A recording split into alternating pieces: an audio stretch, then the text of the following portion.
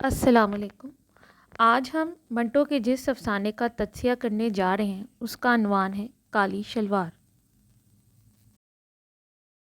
کالی شلوار 1941 میں لکھا گیا افسانہ ہے۔ کتاب دھواں لذت سنگ سے لیا گیا ہے۔ اس افسانے کے مرکزی کرداروں میں سلطانہ، خدا بخش اور شنکر ہیں۔ کالی شلوار کا تنقیدی جائزہ۔ اس افسانے کا مرکزی کردار سلطانہ ہے۔ یہ نرم اور دھیمے مزاج والی عورت ہے۔ اس کہانی میں جنگ عظیم دوم، برطانوی راج اور معاشی کساد بزاری کے پس منظر کی وجہ سے فضا سوگوار نظر آتی ہے۔ ڈاکٹر روش ندیم منٹو کے دوسرے افسانے ہتک کی مرکزی کردار سوگندھی اور کالی شلوار کی مرکزی کردار سلطانہ کا موازنہ کرتے ہوئے کہتے ہیں کہ منٹو اس کردار کو اس طرح پیش کرتا ہے کہ جہاں ہمیں سوگندھی کے ساتھ طوائف ہونے کے باوجود ہمدردی محسوس ہوتی ہے، وہاں سلطانہ کے ساتھ انسیت بھی پروان چڑھتی ہے۔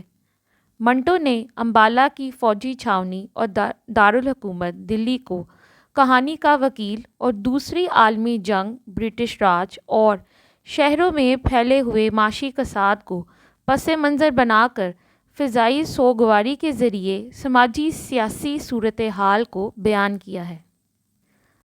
سلطانہ کی مفلسی، تنہائی اور مجبوری میں اس دور کی معاشی تباہ حالیوں کے اثرات کی تصویر دکھائی دیتی ہے۔ سلطانہ کی زندگی ایسے ہی تھی جیسے گاڑی کے کسی ڈبے کو انجن نے دھکا دے کر چھوڑ دیا ہو اور وہ خود بخود چلی جا رہی ہو، یعنی اسے خود پر کوئی اختیار نہیں تھا۔ اس کی زندگی کا کانٹا دوسرے لوگ بدلتے تھے۔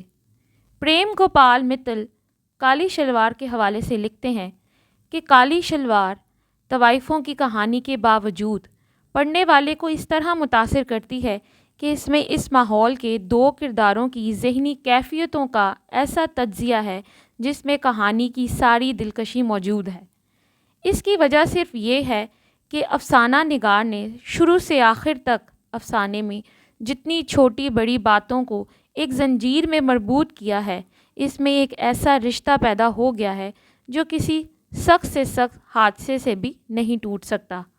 مزید لکھتے ہیں، کہانی کے مختلف ٹکڑوں میں یہ کبھی نہ ٹوٹنے والا رشتہ قائم کرنا، اس کے آغاز اور انجام کو اس طرح چھوٹی بڑی بہت سی اہم اور غیر اہم باتوں کے ذریعے آپس میں جوڑنا دونوں کے لیے لازم اور ملزوم معلوم ہوتا ہے، اور دونوں منطقی طور پر یوں شیریں اور شکر ہو جائیں کہ ایک دوسرے کا سبب اور نتیجہ بن جائیں۔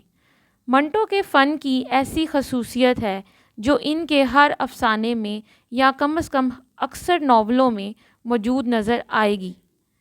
منٹو نے اپنی اس خصوصیت کے ذریعے بہت سے پڑھنے والے کو اپنا گرویدہ بنایا ہے۔ مزید یہ کہ یہ افسانہ منٹو کا نمائندہ افسانہ ہے۔ کہانی کا پلاٹ بہت چست ہے۔ اس افسانے میں منٹو نے بہت خوبصورتی سے معاشی کساد بزاری کو دکھایا ہے۔ منٹو نے جنگ عظیم دوم کے بعد ہندوستان میں پیدا ہونے والے معاشی بحران کا ایک طوائف کی زندگی پر کیا اثر پڑتا ہے، بہت خوبصورتی سے اس افسانے میں بیان کیا ہے، اور اس طرح کالی شلوار کا تنقیدی جائزہ اپنے اختتام کو پہنچتا ہے۔ بہت شکریہ۔